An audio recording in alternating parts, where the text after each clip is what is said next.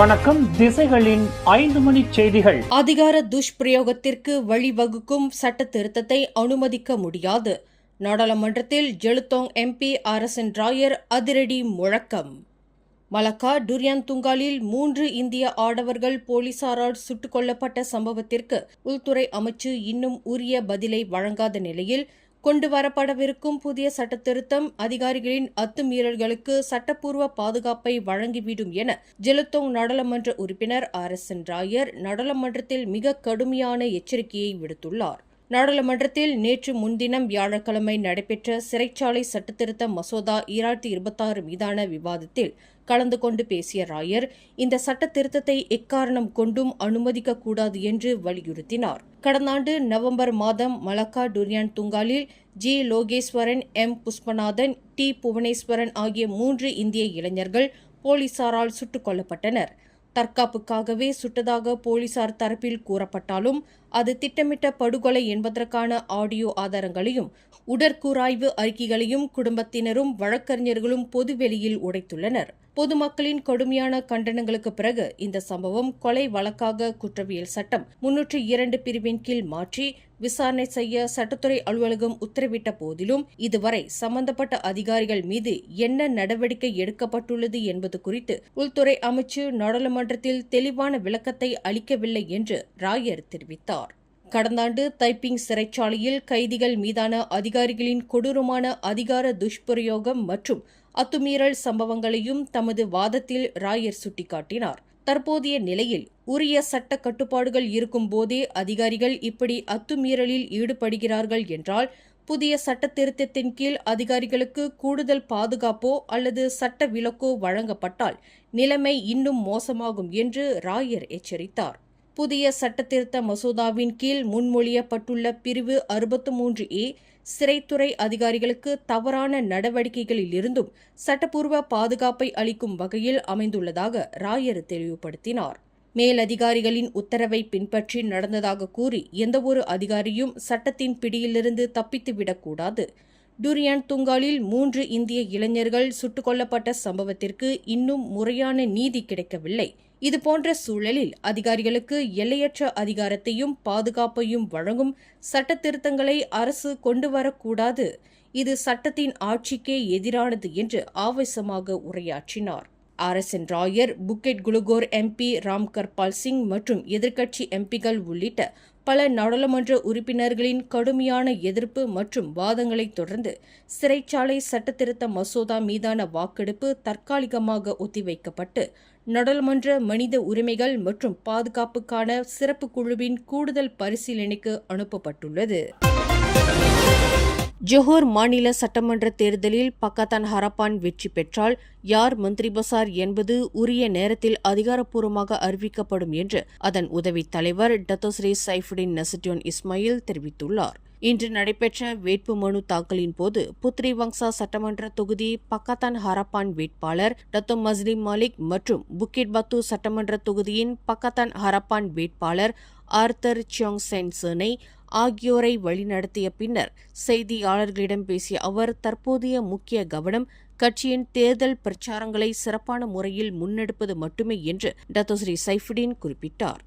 Johor மாநிலத்தின் 56 சட்டமன்ற தொகுதிகளிலும் போட்டியிடும் பக்கத்தான் ஹரப்பானின் அனைத்து வேட்பாளர்களின் வேட்பு மனுக்களும் தேர்தல் ஆணையத்தால் வெற்றிகரமாக ஏற்றுக்கொள்ளப்பட்டது ஒரு நல்ல தொடக்கம் என்று மகிழ்ச்சி தெரிவித்த அவர், இனி வரும் நாட்களில் பக்கத்தான் ஹரப்பான் கூட்டணியின் மக்கள் நலத்திட்டங்களை வாக்காளர்களிடம் கொண்டு சேர்க்கும் தேர்தல் பணிகள் முழு வீச்சில் முடுக்கிவிடப்படும் என்றும் குறிப்பிட்டார்.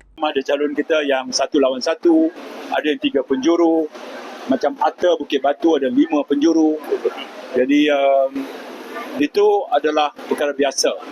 Buat Pakatan Harapan, kita tumpukan kepada membina kekuatan kita sendiri. Calon-calon yang terbaik dari kalangan yang baik-baik, persiapan jentera dan logistik yang maksimum, kemudian strategi kempen seperti disebut oleh Dato' Amiruddin tadi, sepanjang 12 hari kempen ni cuma continuity, kesinambungan. Sebab kita sudah pun bermula lebih awal. மத்திய அரசும் மாநில அரசும் ஒரே இணக்கமான கூட்டணியின் கீழ் இயங்குவது Johor Singapore சிறப்பு பொருளாதார மண்டலம் போன்ற ஜோஹர் மக்களின் ஒட்டுமொத்த பொருளாதார வளர்ச்சிக்கும் மாபெரும் திட்டங்களின் வெற்றிக்கும் இன்றியமையாதது என்று உள்துறை அமைச்சரான டத்தோஸ்ரீ சைஃபுடின் தெரிவித்துள்ளார்.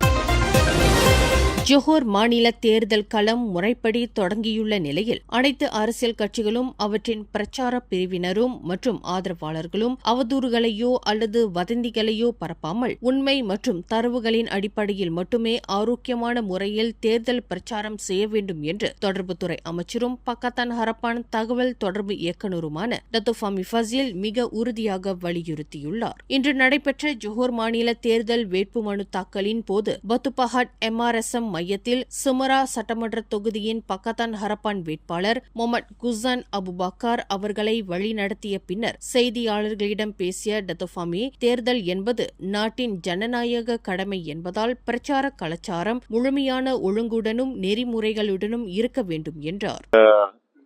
Percaya calon-calon akan berkempen, bertanding dengan sihat, menggunakan berasaskan fakta, dan kita tahu Saudara Khuzan pernah berkhidmat sebagai exco juga dan beliau mempunyai pengalaman yang baik, pengalaman yang luas, dan sudah pasti pengalaman ini akan beliau tunjulkan buat warga dan pengundi di DON N17 Semerah supaya kita percaya menawarkan seorang calon yang berwibawa dan berpengalaman seperti beliau adalah menjadi satu kebanggaan untuk warga Semerah dan juga bagi bangsa Johor. சச்சரவுகளையும் உண்மைக்கு புறம்பான சலசலப்புகளையும் உருவாக்குவதை விடுத்து மக்கள் நலன் சார்ந்த உண்மைகளையும் முறையான தரவுகளையும் மட்டுமே பிரச்சார மேடைகளிலும் சமூக ஊடகங்களிலும் கொண்டு செல்ல வேண்டும் என்று அவர் அனைத்து தரப்பினரையும் கேட்டுக்கொண்டார். தேர்தல் காலத்தில் சமூக ஊடகங்கள் மூலம் வதந்திகள் பரப்பப்படுவதை தடுக்க மலேசிய தொடர்பு மற்றும் பல்லூடக ஆணையம், தேர்தல் ஆணையம், அரச மலேசிய போலீஸ் படை ஆகியவற்றுடன் இணைந்து கூட்டு சிறப்பு கண்காணிப்பு படை ஒன்று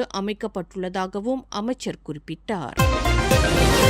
உலக பொருளாதாரத்தில் நாட்டின் நிலையை வலுப்படுத்துவதற்கு குறிப்பாக ஆளில்லா வான்வழி வாகனம் அல்லது ட்ரோன் தொழில்நுட்பம் போன்ற புதிய தொழில்நுட்பங்களின் பயன்பாடு மற்றும் வளர்ச்சியை மலேசியா விரைவுபடுத்த வேண்டும் என்று பிரதமர் டத்தோஸ்ரீ அன்வார் இப்ராஹிம் குறிப்பிட்டுள்ளார். செயற்கை நுண்ணறிவு மற்றும் டிஜிட்டல் உருமாற்றத்துடன் நெருங்கிய தொடர்புடைய ட்ரோன் தொழில்முனைவு புதுமை மற்றும் பொருளாதார வளர்ச்சிக்கு ஒரு வலுவான வழிகாட்டியாக உருவெடுத்துள்ளது. உலகளாவிய UAV சந்தை வரும் 2030 ஆண்டிற்குள் 55 பில்லியன் அமெரிக்க டாலருக்கும் அதிக மதிப்புடையதாக மாறும் என கணிக்கப்பட்டுள்ள நிலையில் இந்த வாய்ப்பை பயன்படுத்திக் கொள்ள திட்டமிடுபவர்கள் மற்றும் ஆராய்ச்சி நிறுவனங்கள் தங்களின் முழுமையான ஆதரவை வழங்க வேண்டும் என்று அவர் வலியுறுத்தியுள்ளார். மேலும் நாட்டின் பாதுகாப்பு துறைக்கு மட்டுமின்றி உற்பத்தி திறனை அதிகரிப்பதற்காக விவசாயம் போன்ற பொதுத்துறை நடவடிக்கைகளுக்கும் இந்த ட்ரோன் தொழில்நுட்பத்திற்கு முழு ஆதரவு அளிக்கப்படும் என்றும் இதற்கான ஒழுங்குமுறை கட்டமைப்புகளை மேம்படுத்தவும் ஆராய்ச்சி மற்றும் சோதனைகளுக்கான நிதி உதவியை அதிகரிக்கவும் அரசாங்கம் உறுதியுடன் இருப்பதாக டத்தோஸ்ரீ அன்வார் தெரிவித்துள்ளார்.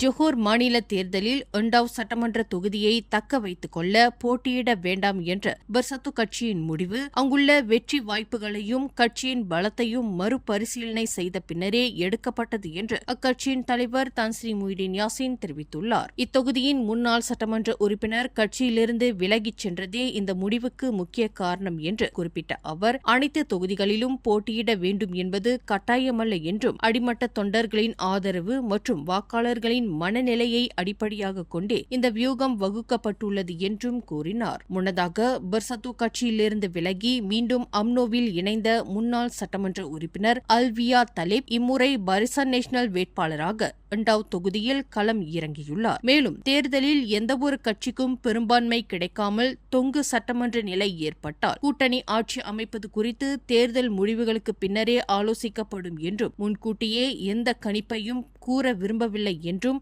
முய்டின் யாசின் தெளிவுபடுத்தியுள்ளார். ஜோஹர் மாநில தேர்தலுக்கான வேட்புமனு தாக்கல் இன்று விறுவிறுப்பாக நடைபெற்ற வேளையில் ஸ்கூடாய் சட்டமன்ற தொகுதியில் பக்கத்தான் ஹரப்பான் கூட்டணியின் ஜாசேகா வேட்பாளராக வழக்கறிஞர் கார்த்தியாயினி ஜெயபாலன் அதிகாரப்பூர்வமாக களம் இறங்கியுள்ளார். அவர் இன்று காலை இஸ்கண்டர் புத்ரி மாநகர் மன்ற மண்டப வேட்புமனு தாக்கல் மையத்தில் தனது மனுவை சமர்ப்பித்தார். கார்த்தியாயினுக்கு ஆதரவாக ஜாசேகா தேசிய தலைவரும் இலக்கவியல் அமைச்சருமான கோபிந்த் சிங் டியோ, ஜாசேகா மூத்த தலைவரும் கட்சியின் தேசிய பொருளாளருமான கூஹம் மற்றும் முன்னணி தலைவர்கள் பலரும் நேரில் வருகை தந்து தங்களின் பலத்த ஆதரவை புலப்படுத்தினர். வேட்புமனு தாக்கல் மையத்திற்கு வெளியே திரண்டிருந்த நூற்றுக்கணக்கான ஆதரவாளர்கள் பக்கத்தான் ஹரப்பானின் சிவப்பு கொடிகளை ஏந்தி வாழ்த்தொலி முழங்க கார்த்தியாயினியை வழிநடத்தி வந்த வேளையில் அங்கு வந்திருந்த அவருடைய பெற்றோர் பாசத்தோடு அவருக்கு அன்பு முத்தம் தந்து நெகிழ்ச்சியோடு ஆசீர்வதித்த காட்சி அங்கிருந்தோரை நெகிழச் செய்தது. இத்தொகுதியில் கார்த்தியாயினியுடன் சேர்ந்து மொத்தம் 4 வேட்பாளர்கள் களம் இறங்கியுள்ளதால் ஸ்கூடாயில் இம்முறை 4 முனை போட்டி உறுதி செய்யப்பட்டுள்ளது. இத்தொகுதியில் கார்த்தியாயினியுடன் பரிசன் நேஷனல் வேட்பாளர் தன் ஹியாங்கி, பேசம் கட்சி வேட்பாளர் அமீர் ஷஃபிக் அமீர் சுக்ரே, பிர்சமா வேட்பாளர் இஜின் சுவா ஆகியோர் போட்டியிடுகின்றனர். ஸ்கூடாயின் மகள் ஸ்கூடாயின் வளர்ச்சிக்கே எனும் தாரக மந்திரத்துடன் கார்த்தியாயினி மக்கள் சேவையில் தீவிரமாக களம் இறங்கியுள்ளதால் இம்முறை ஸ்கூடாய் தேர்தல் களம் பெரும் எதிர்பார்ப்பை ஏற்படுத்தியுள்ளது. 16வது ஜோஹர் மாநில தேர்தலில் மொத்தம் 172 வேட்பாளர்கள் போட்டியிடுவதாக தேர்தல் ஆணையம் உறுதிப்படுத்தியுள்ளது. தேர்தல் ஆணைய தலைவர் ரம்லான் ஹருன் வெளியிட்டுள்ள அறிக்கையின்படி பரிசன் நேஷனல் மற்றும் பக்கத்தான் ஹரப்பான் ஆகிய கூட்டணிகள் அங்குள்ள 56 தொகுதிகளிலும் போட்டியிடுகின்றன. இவர்களைத் தவிர பரிக்கத்தான் நேஷனல் 33 வேட்பாளர்களையும், பார்த்தி பர்சமா மலேசியா 15 வேட்பாளர்களையும், மூடா 4 வேட்பாளர்களையும் களமிறக்கியுள்ளன. சோசியலிஸ்ட் கட்சி மற்றும் ஒராங் அஸ்லி மலேசியா கட்சி ஆகியவை தலா ஒரு வேட்பாளரையும், சுயேட்சை வேட்பாளர்கள் 6 பேரும் இத்தேர்தலில் போட்டியிடுகின்றனர். மொத்த வேட்பாளர்களில் 138 ஆண்களும் 34 பெண்களும் அடங்குவர். இதில் 3 தொகுதிகளில் 5 முனை போட்டியும், 12 தொகுதிகளில் 4 முனை போட்டியும், 27 தொகுதிகளில் 3 முனை போட்டியும், 14 தொகுதிகளில் நேரடி போட்டியும் நிலவுகிறது. மேலும் இத்தேர்தலில் மொத்தம் 27.3 லட்சம் மக்கள் வாக்களிக்க தகுதி பெற்றுள்ளது குறிப்பிடத்தக்கது. சுமார் 10 லட்சம் வெள்ளை ரக சிகரெட்டுகளை கடத்த முயன்ற கும்பலின் முயற்சி கடற்படை போலீசாரின் 16 கிலோமீட்டர் தூர அதிரடி விரட்டலுக்கு பின் முறியடிக்கப்பட்டுள்ளது. கொத்தபாருவில் போலீசாரை கண்டதும் தப்பியோட முயன்ற கடத்தல்காரர்களின் லாரியும் காரும் சாலையோரமாக விபத்துக்குள்ளானதை தொடர்ந்து சந்தேக நபர்கள் வாகனங்களை அப்படியே போட்டுவிட்டு தப்பியோடியுள்ளனர். அந்த வாகனங்களை சோதனையிட்டதில் கடத்தி வரப்பட்ட 9,76,800 வெள்ளை ரக சிகரெட்டுகள் கண்டெடுக்கப்பட்டன. பறிமுதல் செய்யப்பட்ட சிகரெட்டுகள் மற்றும் வாகனங்களின் மொத்த மதிப்பு 2.01 மில்லியன் ரிங்கெட் என மதிப்பிடப்பட்டுள்ளது. தப்பியோடிய கடத்தல்காரர்களை போலீசார் தேடி வரும் வேளையில் இச்சம்பவம் குறித்து சுங்க சட்டத்தின் கீழ் சுங்கத்துறை அதிகாரிகள் தீவிர விசாரணை மேற்கொண்டு வருகின்றனர். போலீஸ் காரின் மீது செங்கல்லை வீசி சேதப்படுத்திய வீடற்ற வெளிநாட்டு நபர் ஒருவரின் தடுப்பு காவல் நீட்டிக்கப்பட்டுள்ளது. மனநலம் பாதிக்கப்பட்டதாக சந்தேகிக்கப்படும் 40 வயது மதிக்கத்தக்க அந்த நபர் கடந்த புதன்கிழமை நள்ளிரவில் போலீஸ் வாகனத்தின் மீது செங்கல்லை வீசியுள்ளார். கோலாலம்பூர் ஜலன்ஹங் லுக்யூவில் நடந்த இந்த சம்பவத்தை நேரில் பார்த்த அங்கிருந்த பொதுமக்கள் உடனடியாக அந்த நபரை கையும் களவுமாக பிடித்து போலீசாரிடம் ஒப்படைத்துள்ளனர். முதற்கட்ட நடவடிக்கைக்காக 3 நாட்கள் தடுப்பு காவலில் வைக்கப்பட்டு இருந்த அந்த நபருக்கு தற்போது மேலும் 14 நாட்களுக்கு தடுப்பு காவல் நீட்டிக்கப்பட்டுள்ளது. குடிவரவு சட்டத்தின் கீழ் விசாரணை மேற்கொள்வதற்காக இந்த நடவடிக்கை எடுக்கப்பட்டுள்ளதாக போலீஸ் தரப்பில் தெரிவிக்கப்பட்டுள்ளது. மேலும் இச்சம்பவம் குறித்து குற்றவியல் சட்டம் மற்றும் குடிவரவு சட்டத்தின் கீழ் தீவிர விசாரணை தொடர்ந்து நடைபெற்று வருகிறது. மேலும் செய்திகளை தெரிந்து கொள்ள கீழே இருக்கும் பெல் பட்டனை அழுத்துங்கள். உங்கள் மகிழ்ச்சியை வெளிப்படுத்த லைக் மற்றும் ஷேர் செய்யுங்கள்.